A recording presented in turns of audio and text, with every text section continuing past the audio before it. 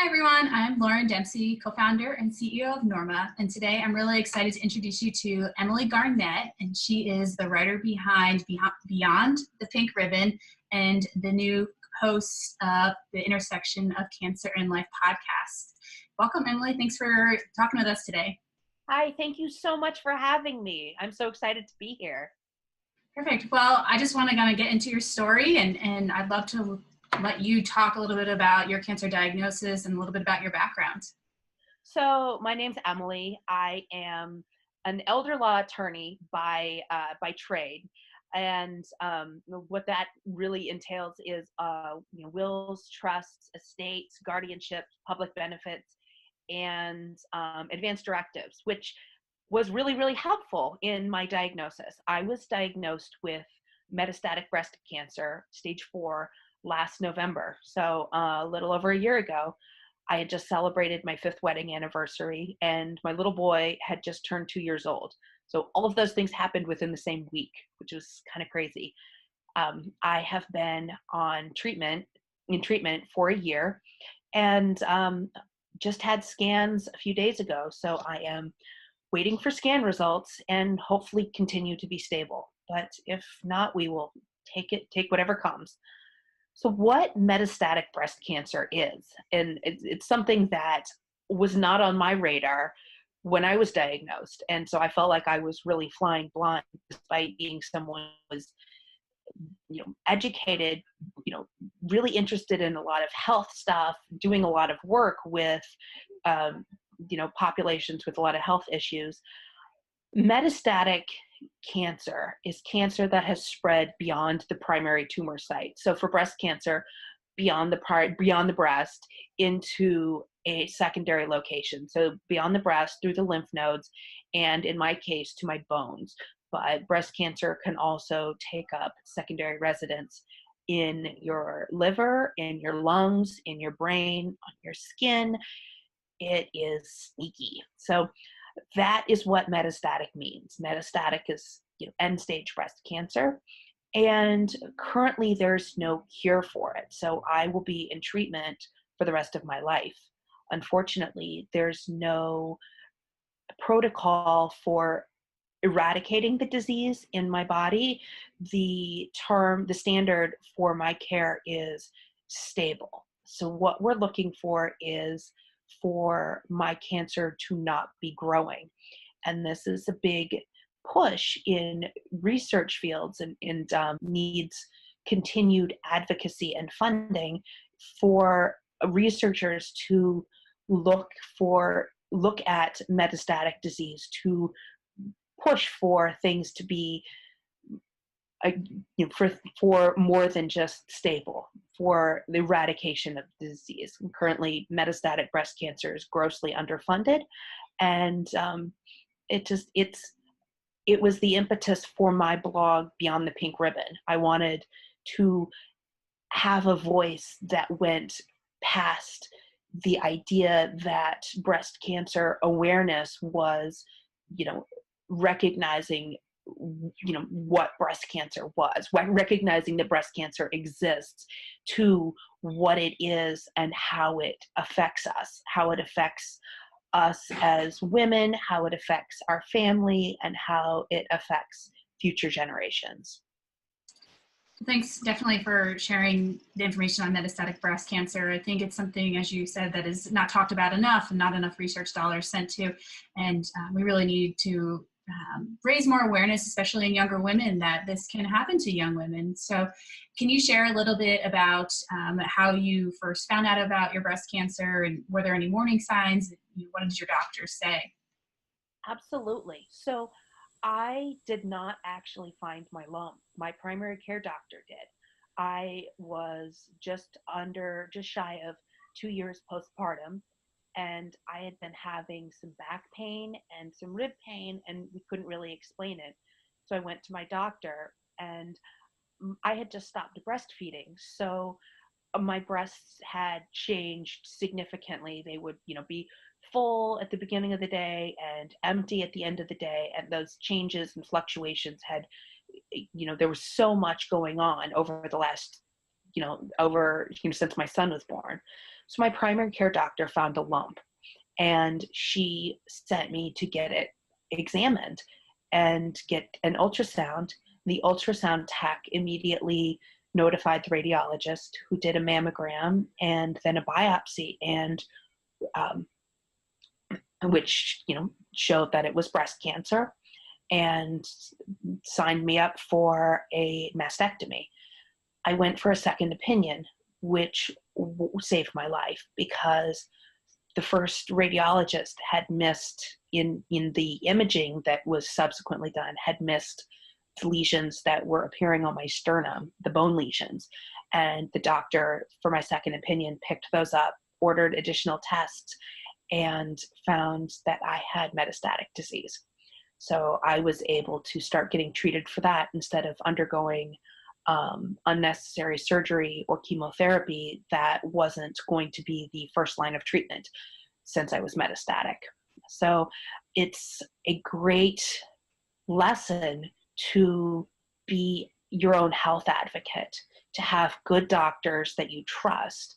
And also, if you aren't 100% with the doctor that is treating you, go to someone else. It's not your job to make them feel better. It's your job to make your needs known and use your voice to demand nothing but,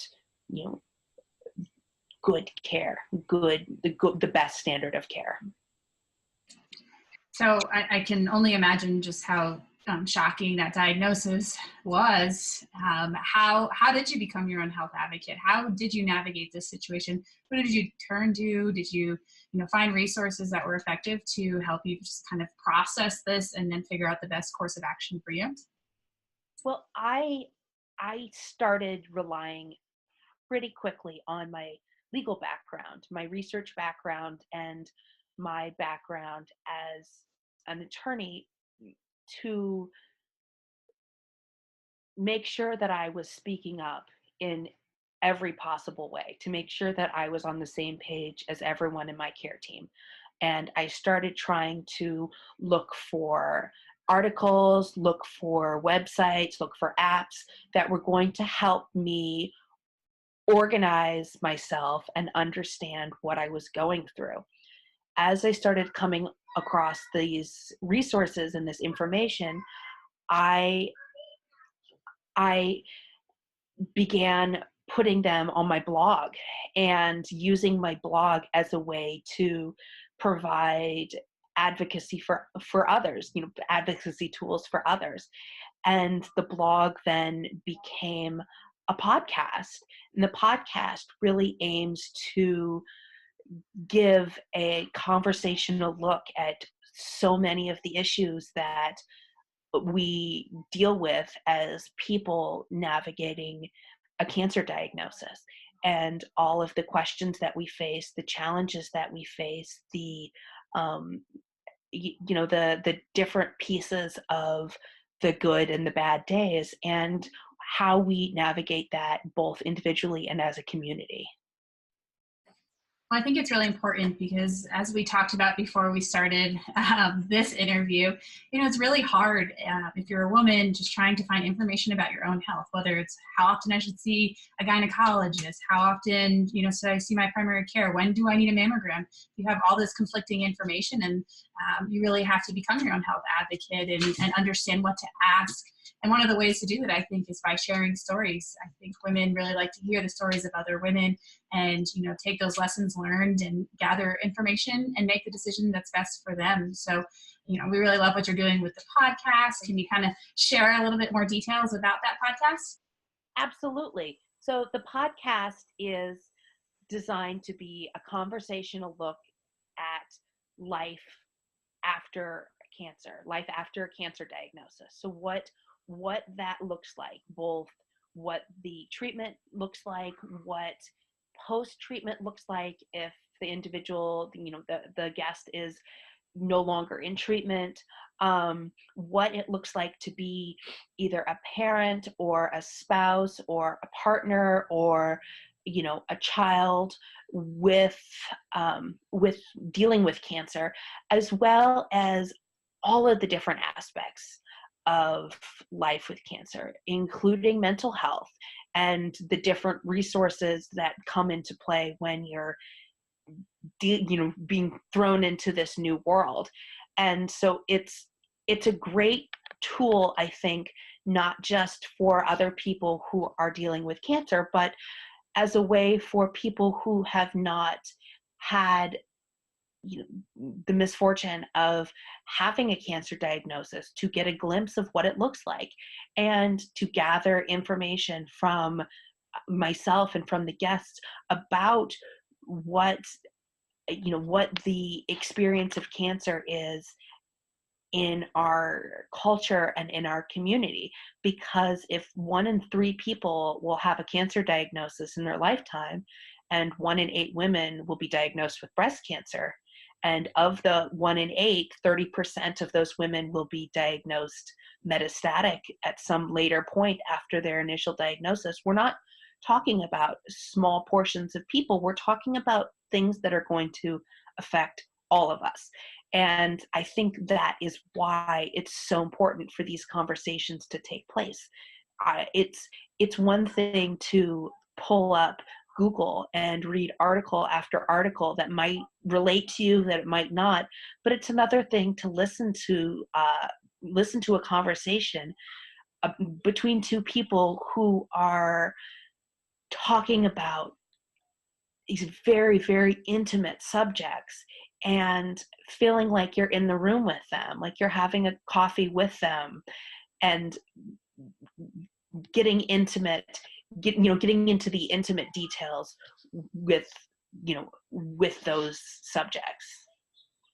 So I know the podcast is not just about breast cancer. It has a wide range of interviewees. So can you share a little bit about who you've interviewed, and maybe some of really things that you've learned from these types of conversations, and any feedback you've gotten?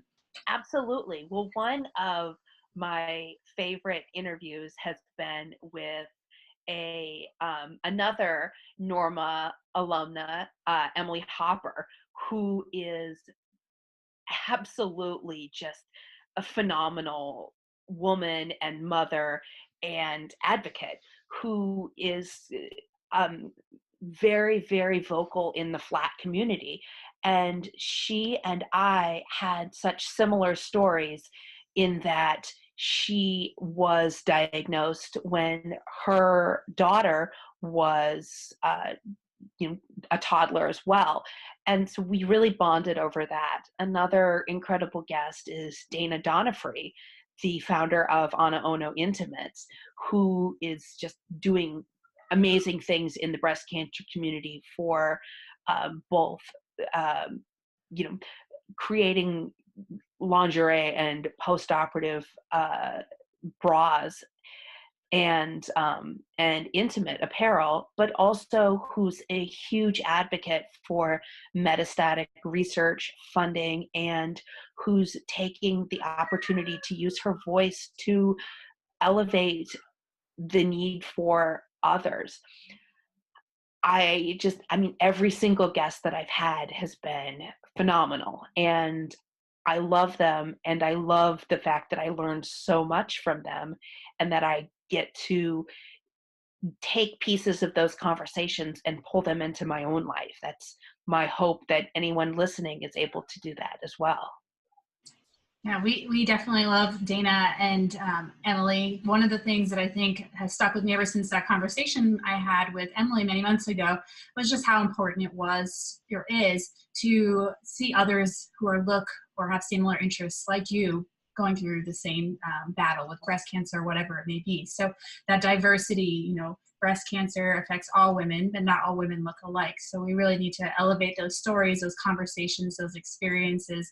And I think through your efforts with the podcast, you're doing that. And between you, Emily, and Dana, you're all using the diagnosis to really elevate those voices and really find that new purpose in your life. Can you talk a little bit about how that has helped you as you navigate this new phase of metastatic breast cancer? Well, I like to say that so much of what I have been doing over this past year is the opportunity to create my own legacy. That I want to I want to put my voice into the world in the best ways possible and create space to engage in conversations that wouldn't necessarily be taking place beforehand. And that, creating those opportunities is a really special gift. It's a gift to myself, and it's a gift to anyone that is, you know, finding hope and finding resilience in those as well. And I just really hope to be able to keep doing that, to keep putting that, putting those pieces of information and those pieces of hope and support out into the universe.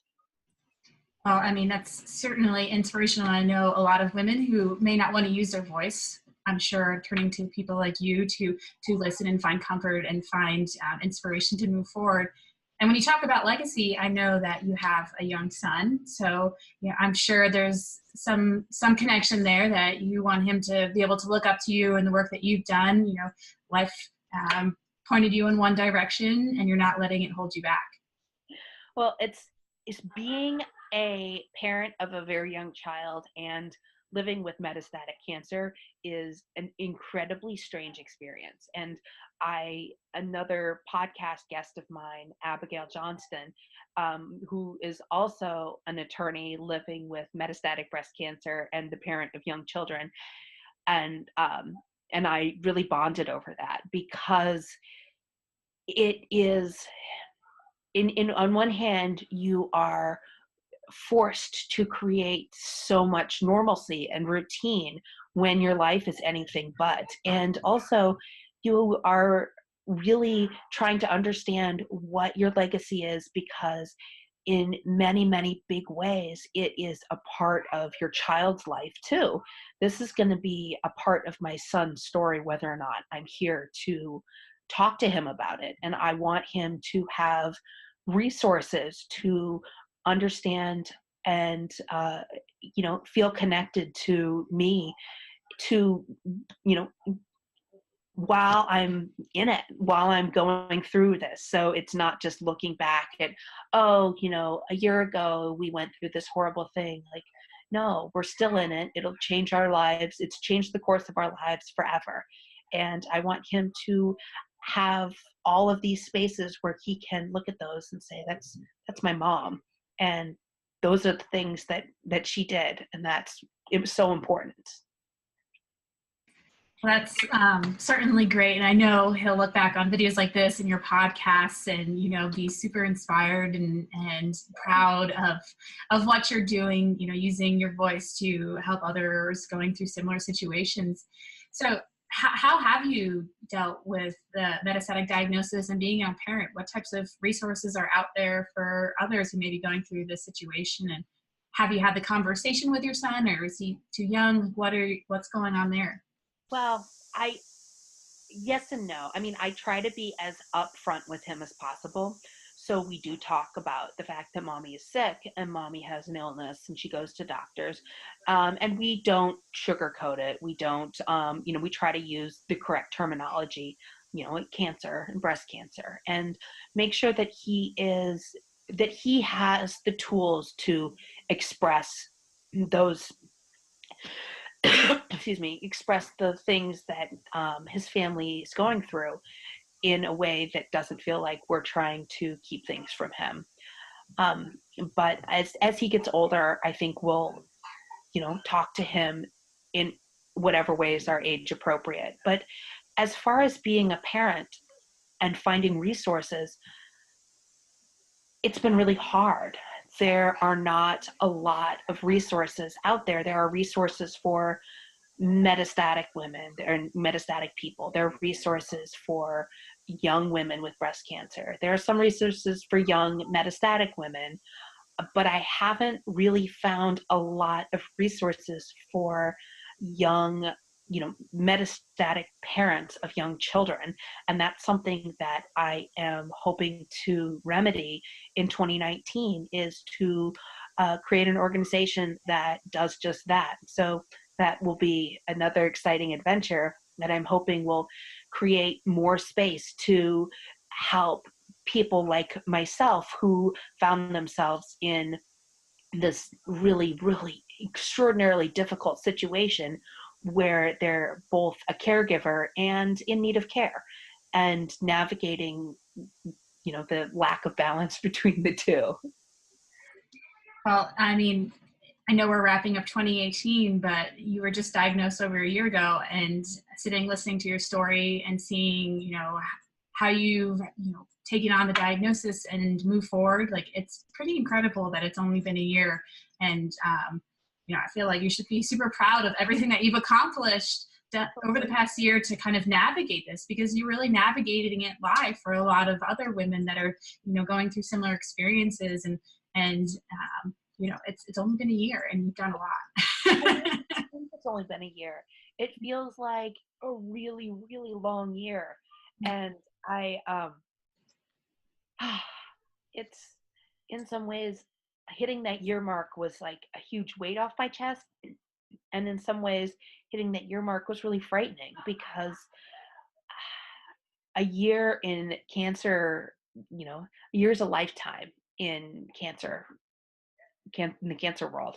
And we didn't know if I would still be here at this time last year.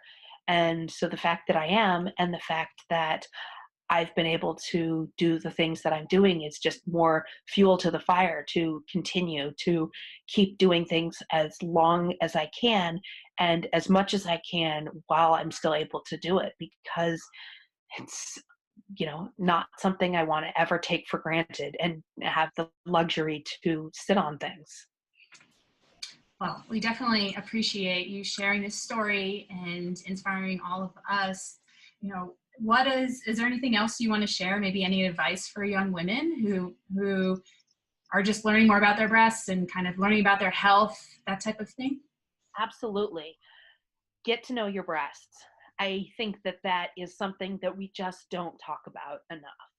That not just doing self-exams, but monitoring your changes in your breast and getting to know your breast tissue as part of yourself. I think it's a really tremendous form of self-care. Examining your breast, making note of changes, recognizing what's going on, and having a practitioner, a primary care doctor or gynecologist that you can talk to about those things. And that is really going to sit with you and be present with you to understand what's going on in your body. That we're not recognizing, I think, the importance of taking charge of breast health. And that is one of the things that I find so compelling about the Norma app, is that it makes it stupidly easy to keep track of those things, and to keep keep the idea of regular breast health on the forefront. That it's not a taboo thing. It's not something that we should be embarrassed about. It's something that we should be doing, like we shower and we floss. Like, these are the things that we need to be recognizing as a part of self-care. And regardless of the statistics on early detection and what that means for outcomes, it's important to take care of your body, and your breasts are a huge part of that. And even if you're looking at a breast cancer diagnosis, that's going to shift the course of your life. But as long as you're still here, you're still here. And I can't stress that enough. Is that it's important to take care of the body that you're in while you're still here. Yes, we certainly agree with that. And we do, what you said about breast health, it's really about your overall health and wellness. And it might start there, but it trickles down to so many different pieces of your life. So we talk about fertility, we talk about our periods, but why aren't we talking about breast health the same way? That's our viewpoint, and I know that you probably agree with that. Absolutely. Absolutely. Mm-hmm. I think that that's always been the hallmark of the podcast, is that no topic is off limits. I will talk about everything, because these are things that we need to, especially if it's something that we're not having conversations about. Let's have conversations about it. Let's get it out there. Let's make it a point to bring these things to the forefront, because if we're not doing it, then it's it's doing us no favors. Exactly. Well, this has been an amazing conversation, Emily. We're really excited to continue the conversation offline, and then also listen to the conversation on your podcast and read the conversation on your blog. So we will certainly add those links at the end of this interview, and then also on our website. But before we wrap up, do you have anything else you wanna say to our viewers? Just that you're never alone. No matter how alone you might feel, if you're scared, if you felt a lump, if you have family history, if you're metastatic, if you're dealing with fertility challenges before or after breast cancer, you're not alone. There are people out there who are walking that path with you, and that they will hold space for you. And it is so, so important to remember that. Oh, I don't think we could have ended on a better note. It's okay to ask for help. I think at the end of the day, we have to ask to get through these challenges. So, thank you for your help helping. Thank you for your help raising awareness, Emily. This has been a pleasure chatting with you and learning more about your history and your vision for the next year and what you're trying to achieve. So, thank you so much for what you're doing for the metastatic breast cancer community, and especially women who have young children as they navigate this new diagnosis. So we look forward to great things from you coming forward in 2019. So thank you.